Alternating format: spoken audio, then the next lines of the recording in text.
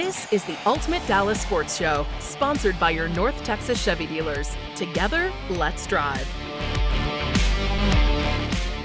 Welcome to the Ultimate Dallas Sports Show. I'm Joe Trahan. We're live here in Boston. In fact, we're on Boston Harbor. We're just steps away from TD Garden, where it'll be the Mavs and the Celtics in Game 5 of the NBA Finals tomorrow. The Mavericks have certainly made this Finals much more interesting than it had been in the first 3 games after their blowout win in Game 4. So now we get to see if they can double down and get things done in hostile territory. All right, right now, let's bring in my partner in crime, A.C. Cely, my main man, the producer himself. He likes to cut and scratch on the ones and twos when he edits. Yeah, I'm sorry. I'm going to stop riffing now. It's Andrew Cely, our producer. What's going on the show tonight, Andrew? I'm a little confused with where you were going. One thing or another, Joe, the one thing that comes out of this whole playoff run, the playoff beard lasted the entire way. All right, let's get right into it with what's on the show. Here's What's on the Show, sponsored by NFM. All right, with the NBA and Stanley Cup Finals over, we can finally turn our attention to Indianapolis for the U.S. Olympic swimming trial. Oh, wait, excuse me, hang on. Apparently the Mavs did force a Game 5. Obviously, we've got to break down what went right in Game 4 and how the Mavs can pull off the greatest series comeback in NBA history. Plus, it's Father's Day, and we got a top 5 father moments in sports coming up later in the show. It's a little ambiguous for a reason. Joe, that is what's on the show. Now, who is on the show? Yeah, we got our resident hoop head. We got to have Jonah Javad if we're talking NBA Finals, because my main man knows hoops big time, as does Nick Angstadt from the Locked On Mavs podcast. He digs in. He's been at every game, and he talks about it. He talks about every game for like 7 hours after the game. So we had to have him on, too. It's a great panel, and we want to jump right into what's going on with the Dallas Mavericks right now, because I'm curious. I want to throw this out, and I'm not going to give my opinion. I'm going to throw it out to you first, Nick. Was what we saw in Game 4 more about the Dallas Mavericks or about the Boston Celtics? Ooh, I'm glad we're not playing no fence riding right now, because I'm going to ride the fence a little bit here, because I think the opening showed us about the Dallas Mavericks. They came in and took that game. They did what they needed to go and get a win. And then the point where the Mavericks were up by 48, that tells us about the Boston Celtics. They eventually got to a point where they said, you know what, we don't really need that game. Sam Hauser even today said, hey, if we don't win Game 5, we're still up 3-2, so it's going to be okay. And so they obviously had that mentality at a certain point during the game. But I think the Mavs did well to go in there and actually take that one. Jonah? Yeah, I would tend to agree. I feel like it was a lot more of a Mavericks showing something that we hadn't seen all playoff series long. I mean, listen, we hadn't seen them play like a team since the previous playoff series. That was the first time we saw role players outside of Kyrie and Luka and Derek Lively step up in the way that they did. Tim Hardaway Jr. hitting 5 3-pointers in the fourth quarter. I mean, that kind of said it all, right? If that's happening, you know it's a good night for the Mavericks. So I think it says more about the Mavericks in terms of them coming out and wanting to make a statement and not get swept by the Celtics. And Sam Hauser, that type of statement, that is dangerous territory, my friend. You do not want to be saying those words, because once that seed of doubt gets planted, it can grow pretty fast. What about you, Andrew? I'll jump in here and say I do believe it was a little bit more on the Mavs. I'll reference Greg Popovich in this. I know Mavs fans love hearing that. But he would continuously say, especially in this modern NBA, it's a make or miss league. Well, the Mavs finally started hitting their shots. It boiled down to the 3 started dropping in, and they played with pace and aggression, which we saw spurts in Game 3. But this time it felt like the entire game. And I've commented on this a little bit in and around the newsroom here. But these games boil down to who is going to be aggressive and attack the rim the entire game through. The moment you start settling for jump shots, you go cold, these runs can go crazy. So all of this boils down to if the Mavs hit their threes, they can get right back in this thing, because that's how they're going to be able to keep pace with them moving forward. Joe, what did you think? I thought it was more about the Mavs, and even, more to the point, I thought it was about Luka Doncic, right? Because, you could couch it however you want, but I won't say he embarrassed himself in Game 3, but he got darn close. And listen, we're talking about an all-NBA player. We're talking about a generational talent. We're talking about a guy whose trajectory is for the Hall of Fame, and he didn't want that NBA Finals stain on him, and he made that abundantly clear because, oh, by the way, I saw him shuffling his feet and playing really good defense on Jason Tatum. And the blow-bys that we have seen so frequently in this series were not there. I also saw him actually pushing the pace after, by the way, Dante Exum got the pace going big time. I guess Luka thought, well, if Dante could do it, maybe I can do it too. And it resulted once in a layup and another time in an easy alley-oop jam to Daniel Gafford. So I thought it was about Luka responding as ferociously as I thought he would. And then that led the rest of the Mavericks team to saying, all right, yeah, we can do this. And I just want to see this Mavericks team put pressure on the Celtics because, to be honest, at 3-1, I think Hauser might be right. There's not pressure now, but my next question for the panel, and this time, Jonah, let's start with you. How much pressure would there be if the Mavs win Game 5?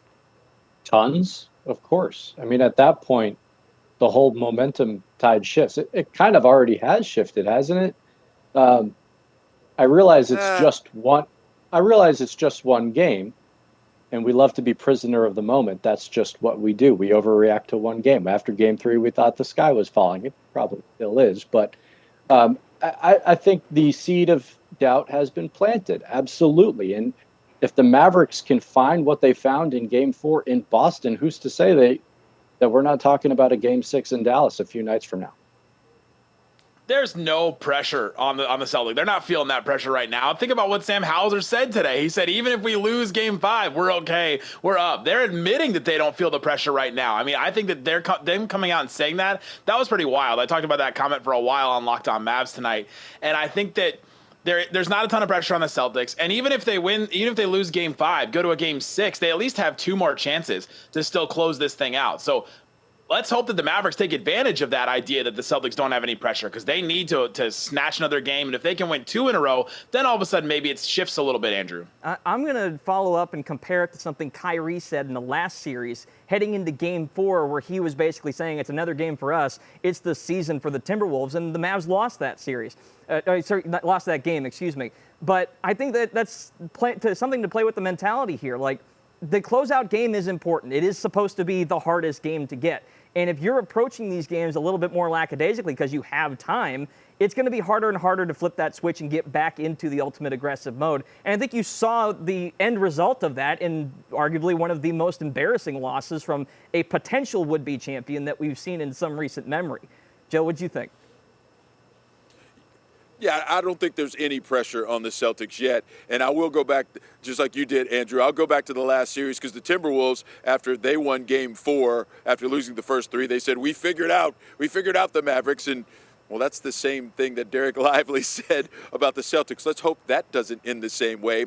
But I do think if the Mavericks can win one here in TD Garden with this crazy Boston crowd, especially if they can play defensively as well as they did in Game 4, this thing will get really interesting. And I just want it to happen because I can't wait to see, the pressure exerted on that Boston team to see how they will handle it. All right, let's talk now, guys, about Jason Kidd. I want to get your thoughts about the way he handled going into Game 4 and when he said, hey, give my man a break, talking about all the heat that Luka Doncic received after Game 3. Andrew, what'd you think? I thought it was perfectly stated for a guy that's been in the spotlight just like that and been fairly controversial even as a player in certain circumstances to just know when to tamper things down. And I'll come back a little bit to this in a second because I also want to point out Jason Tatum was just as demonstrative and quite frankly annoying with officials as Luka was in Game 3 in Game 4. And there was no dialogue about that. And part of this really belongs to the conversation that Luka has a prior history with this. And that's why people decided to harp on him in this. Kidd, though, I felt like was just the right kind of settle down. There's no reason to let this vortex sweep us out of the entire playoffs and in contention entirely. And it's just another example of what I feel like he's been a calming influence this entire time. It's similar to Bruce Bochy in a way. His influence has been very even-keeled and level-headed this entire way through. Jonah, what do you think? Yeah, I found Jason Kidd's response after Game 3 to be incredibly measured.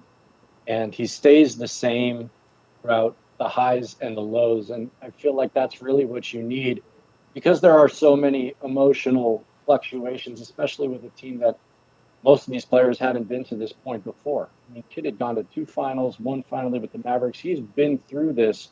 And so he's speaking from experience. A lot of what he says is not just coach speak. It's because he's gone through it. And I think that carries a whole bunch of weight when he talks to the team and when he talks to reporters. And same goes for Kyrie Irving. He had Lucas back, he had Kids back, and that when they move as one. And Kyrie mentioned this after game 3 as well, or actually after game 4, and how they're trying not to let outside noise affect them. And it had affected other teams they've been on. So for them to kind of move as one cohesive unit and team, I think says a lot about the culture that they've built there. Nick, what do you agree, disagree, or no? Yeah, I think that what Kid was saying about, the criticism about Luka Doncic, I think a lot of it was great to come out and defend your guy, to be the coach, to do that. I think what happens is a lot of times we move the goalposts for Luka Doncic. Andrew said it earlier. Jason Tatum complains to the refs, has not shot well this series. His team's still winning anyway. It looks like the better team. There's not the same kind of attention. There's the same kind of expectations on Jason Tatum or a player like that there is on a Luka Doncic. The goalposts keep moving. Well, if he keeps acting this way, he'll never win. They're in the NBA Finals. They've won at least a decent amount at this point. The part that I didn't agree with Jason Kidd was the part that Joe mentioned earlier when he said, give the guy a break. That's not what we do. That has not happened ever for any athlete that's ever existed at this level of where they are. Dirk was called soft forever during his career. Michael Jordan was talked about with all his things. LeBron has been the most criticized athlete we've ever seen. I mean, even Caitlin Clark at this point. I mean, just any athlete that comes in, they're going to get killed for some of their weaknesses. Luka's just happened to be big, demonstrative, like we said, and on the biggest stage right now, Joe. No, I agree. And listen, Luka is one of those big-time performers, and he is a lightning rod because of the way he goes about what he does. And there's no doubt, let me make sure I'm perfectly clear here, he does need to continue to mature because he needs to unlock the greatest Luka he can be in order for this team to try and win a championship. So you're right. I do think we should hold him to that standard because I think it will, in the long run, be healthy for Luka because he needs to keep hearing it from different places. At some point, it's got to soak in because he can't be the best that he can be. And we've seen it twice in this series. When he stopped complaining in the Oklahoma City series, look at how much better the Mavericks played. Small sample, but it's begun to happen in Game 4 of this series. So I think that's going to be one of those things we will follow for the rest of his career because, oh, by the way, he's only been doing it his entire life. Our Jason Wheeler went to Slovenia, and his coaches, even in his youth days, says he used to perform the exact same way when he was a kid.